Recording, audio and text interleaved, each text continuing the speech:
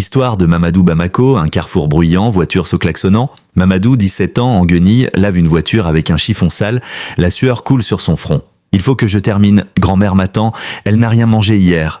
Une cliente sort quelques pièces et s'en va. Mamadou sourit malgré tout. Soudain, un 4x4 noir s'arrête. Une belle jeune fille de 19 ans descend, élégante. Petit, combien pour laver ma voiture? 10 €, madame? Elle sort un billet de 100 € et le temps. Mamadou reste figé, les larmes montent à ses yeux. Non, je ne peux pas, c'est trop. Il éclate en sanglots. La jeune fille, émue, s'approche et le serre dans ses bras. Ne pleure pas, prends cet argent. Et tiens, prends mon numéro. Appelle-moi, je veux t'aider. Merci, merci, je n'oublierai jamais. Quelques mois plus tard, dans une petite maison délabrée, sa grand-mère de 90 ans est couchée sur une natte. Elle respire difficilement. Mamadou, mon fils, reste toujours bon.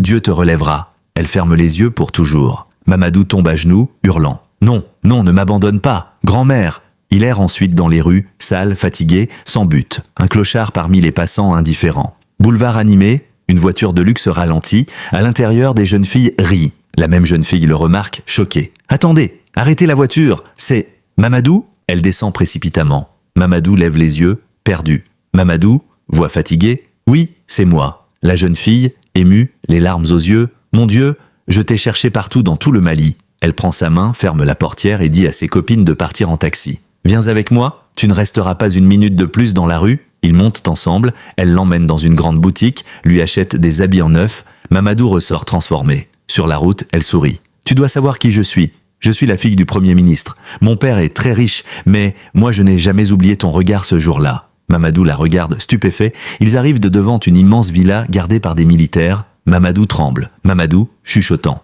Je n'ai pas ma place ici. La jeune fille, le rassurant. Tu as ta place partout où je suis. Viens. Salon luxueux. Le ministre, imposant mais chaleureux, accueille Mamadou. Il lui tend un verre d'eau. Alors jeune homme, parle-moi de toi. Où est ta famille? Mamadou baisse les yeux. Les larmes montent. Il raconte d'une voix tremblante. Je suis orphelin. Ma mère est morte quand j'étais petit. Mon père aussi. Ma grand-mère m'a élevé. Mais elle est partie. Je lavais les voitures pour acheter du riz.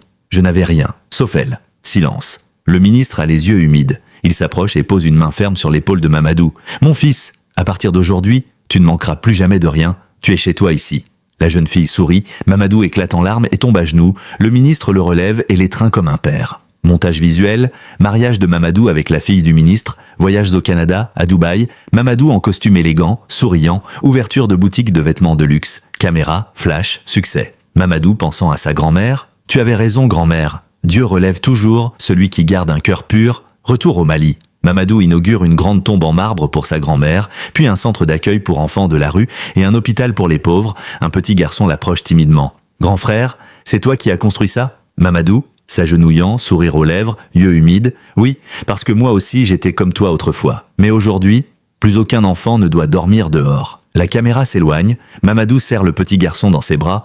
Musique émotive, écran noir. La pauvreté n'est pas une fatalité, un seul geste de bonté peut changer un destin. Cette histoire vous est présentée par Les Histoires de Wadol, le maître des récits mystiques africains, où tradition, esprit, secret et vérité oubliées prennent vie. Merci à Wadol de nous plonger dans ces univers sombres, mais porteurs de grandes leçons. Que chaque récit réveille les consciences et que les ténèbres reculent face à la lumière.